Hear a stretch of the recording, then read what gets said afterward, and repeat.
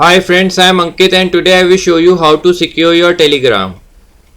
Friends, we all use Telegram these days and it will be better if we regularly check the list of devices in which our Telegram is logged in. So first we need to press on these three lines on the left side corner of the screen. Now here press on settings. In settings scroll a little down and here you will find option of devices.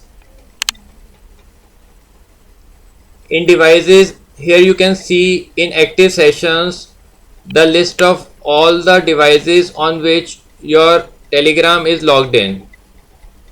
Like you can see right now my Telegram is logged in on 3 computers, and you can also see the operating system that computers are using.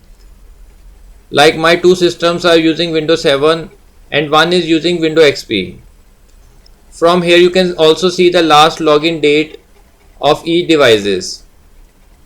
Now from this list of devices, if you find any device which is not used by you, then you simply need to long press on that particular device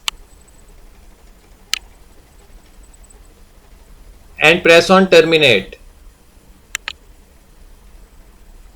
So friends, like this you can terminate any device which is using your Telegram account but you are not using that device right now. So friends, like this you can very easily secure your Telegram.